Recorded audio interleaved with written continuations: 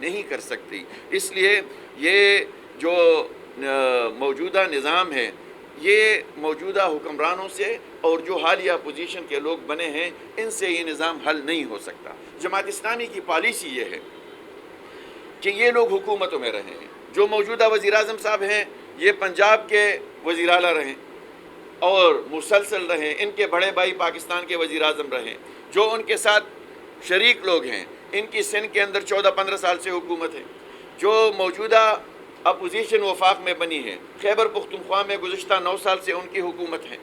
اب اگر ان لوگوں کے پاس ملک کے مسائل کے حل کے لیے کوئی ایجنڈا موجود تھا تو ملک کے مسائل کو کیوں حل نہیں کر سکی؟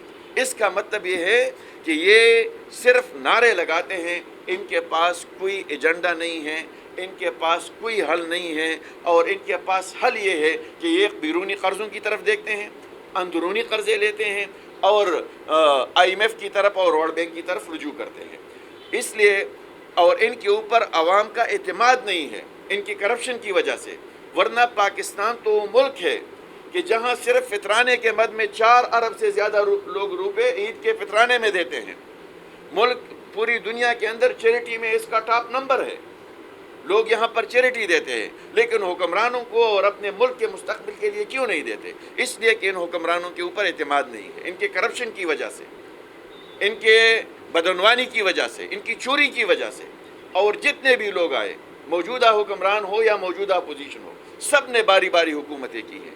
ان لوگوں نے کرپشن کے اندر کمی نہیں کی، اضافہ ہوا، چوریوں کے اندر کمی نہیں کی، اضافہ ہوا۔ جو بہت نعروں کے ساتھ آئے تھے کہ ہم بیرونی ملک جو پاکستان کے پیسے تھے ان کو لائیں گے اور یہ IMF کے اور ان قرضوں کے اور بیرونی ملک قرضوں کے مد میں ہم ادا کریں گے اور ان کے منہ پر دے ماریں گے، وہ لوگ کچھ نہیں کر سکے۔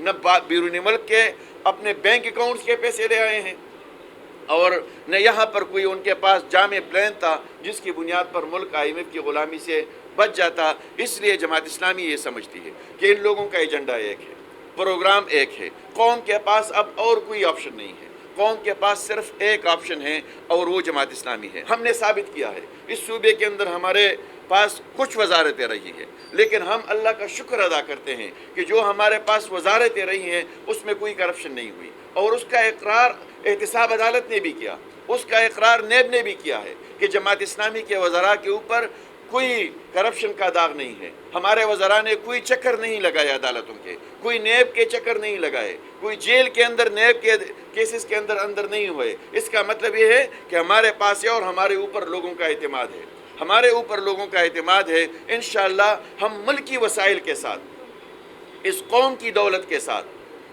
عشر اور زکوٰۃ کا نظام رائج کریں گے۔ ہم ملکی وسائل کے ساتھ ان لوگوں سے اپیل کریں گے اور اپنے اس ملک کو آگے بڑھائیں گے، اور جو لوگ کرپشن کی بنیاد پر ان کے خلاف نعروں کی بنیاد پر آئے تھے وہ خود کرپشن کے اندر ملوث پائے گئے، وہ خود ہر طرح کے کرپشن میں موجود تھے۔ اس لیے میں سمجھتا ہوں کہ قوم جماعت اسلامی کو موقع دے دے اور اس قوم کا اپنے حکمرانوں کے اوپر اعتماد بنے گا۔ میں اس موقع پر جو 10 جون کو ہمارا پروگرام ہے یہاں پر، محترم سراج الحق صاحب حق نواز پارک میں تشریف لائیں گے، ڈی خان میں ہم تشریف لائیں گے، محترم امیر جماعت تشریف لائیں گے، اور وہ ڈی خان کا جلسہ جو سودی معیشت کے خلاف ہماری تحریک ہے اور عدالت کے فیصلے کو نافذ کرنے کے لیے، اس پر عمل درآمد کرنے کے لیے، عوام الناس تک اپنے پیغام پہنچانے کے لیے ہماری تحریک کا نقطۂ آغاز ہے۔ ڈی خان سے ہم اس تحریک کا آغاز کر رہے ہیں اور انشاءاللہ پورے ملک کے اندر پھر یہ ہماری تحریک چلے گی۔ یہاں پر ایک بہت بھرپور اور تاریخی جلسہ ہوگا، اور انشاءاللہ یہ جو تحریک ہوگی، ڈی خان کے عوام سے میری اپیل ہے کہ یہاں پر اس پروگرام میں آپ شریک ہو، اس پروگرام کو دیکھیں، محترم امیر جماعت کو سنیں، ان کے ایجنڈے کو سنیں، اور انشاءاللہ آپ کو امید کی ایک کرن نظر آئے گی۔ جو اب عوام مایوس ہو چکے ہیں، انشاءاللہ جماعت اسلامی کی صورت میں ان کو امید کی کرن نظر آئے گی اور جماعت اسلامی کے اوپر وہ انشاءاللہ اعتماد کریں گے۔ اس وقت جو بحیثیت مملکت لیبیا کے اندر جو خبریں ہیں کہ انہوں نے اعلان کر دیا ہے کہ ہم سعودی نظام کے بغیر، بحیثیت مملکت میں بات کر رہا ہوں، باقی 75 ممالک ایسے ہیں کہ جس میں غیر سعودی بینکاری کا آغاز ہوا ہے۔ اس میں اسلامی ممالک بھی ہے اور غیر مسلم ممالک بھی ہے، اس میں برطانیہ بھی ہیں اور اس میں امریکہ بھی شامل ہے، وہاں پر بھی غیر سودی بینک، بلکہ برطانیہ کے اندر جب غیر سودی بینک کا آغاز ہوا تو اس کا پہلا اکاؤنٹ ہولڈر وہ غیر مسلم تھا، مسلمان نہیں تھا. تو اس کا مطلب یہ ہے کہ لوگوں کا اعتماد بڑھ رہا ہے. بنگلہ دیش کے اندر 22% سے زیادہ ہو گیا ہے، غیر سودی بینکاری زیادہ ہو گئی ہے. عمران خان صاحب کی امیر جماعت سے ملاقات نہیں ہوئی ہے، ٹیلی فون پر بات ہوئی تھی، اس کے بعد کوئی ملاقات نہیں ہوئی. جماعت اسلامی کی پالیسی یہ ہے کہ ہم اپنے جھنڈے اور اپنے نشان کے ساتھ آگے بڑھیں گے، انتخابی اتحاد نہیں کریں گے. ایڈجسٹمنٹ کی صورت لوکل قیادت کی مرضی سے ہو سکتی ہے. انشاءاللہ ہم اپنی تحریک کو اپنے جھنڈے اور نشان کے ساتھ آگے بڑھائیں گے. یہاں پر فتح اللہ میاں خیل صاحب بھی آئے ہیں. ڈی اے خان کے اندر ہماری لیڈرشپ موجود ہے. ایک تحصیل کے اندر ہمارا چیئرمین بنا ہے ثناء اللہ میاں خیل صاحب.